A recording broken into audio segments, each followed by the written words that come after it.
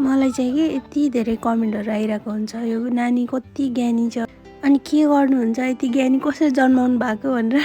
यो गर्नुपर्छ, यो गर्दा हुन्छ भन्नुभन्दा पनि मैले चाहिँ के कुरालाई फलो गरिरहेको छु त्यो कुरा सेयर गर्छु आज है त।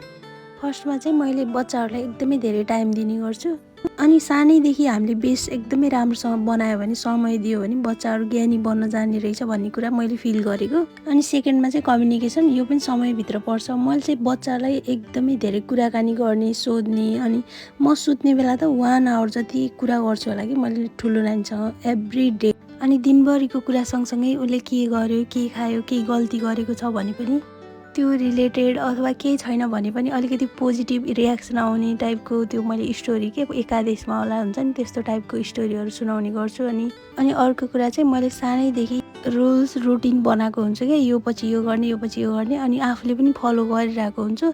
अनि अब बिस्तारै ठुलो हुँदै गयो अनि त्यसपछि उसलाई पनि मैले जिम्मा लगाउँदै गएँ नि त उसको कामहरू।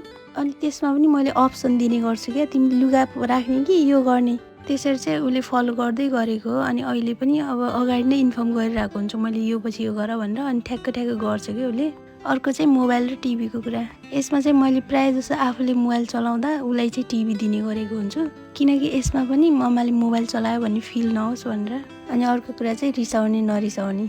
अब पेसेन्ट त यति हुनुपर्छ है मम्मीहरूमा।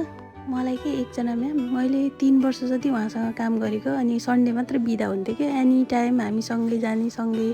के भन्नुहुन्थ्यो भने, मिस तपाईँलाई रिसै उठ्दैन, कहिले रिस उठ्दैन भनेर सोध्ने कि जहिले नि। अनि म हाँस्थेँ कि। अनि साथीहरूसँग पनि त्यो झगडा गरेको चर्को स्वरमा त्यो टाइपको मेमोरी नै छैन। अनि अहिले चाहिँ 1 बाट 2, 2 बाट 4 भयो। अनि कति कुरा मिलिरहेको हुँदैन, अनि आफ्नो सोच, आफ्नो तरिका एकदम फरक हुन्छ। त्यो भएर डिस्कस हुन पनि जान्छ, तर बच्चाहरूको अगाडि चाहिँ म 1 सेकेन्डमा चेन्ज हुन्छु कि, एकदमै ह्याप्पी नै छु जस्तो गर्छु। अनि बच्चा बेलामा कि मम्मी बाबाको डिस्कस भएको छ भने, मम्मी स्याड हुनुहुन्छ भने, अनि हामी पनि कति चिन्ता लाग्ने कि हुन्छ नि, मम्मी हामीलाई पो रिसाउनुहुन्छ कि, अनि ला मम्मी खुसी हुनुहुँदैन भन्ने हामीलाई पिर लाग्थ्यो नि त। हो त्यस्तै उनीहरू नानीहरूलाई पनि फिल हुन्छ त्यो टाइपको लाग्ने कि। अनि अर्को, नानीलाई रिसाउँदै नरिसाउने भन्ने पनि होइन, रिसाउँछु पनि, तर रिसाउने अब सधैँ रिसायो भने त बच्चाहरूले पनि टेर्दैन कि, अब मलाई यस्तै हो मेरो मम्मीको बानी भन्ने हुन्छ।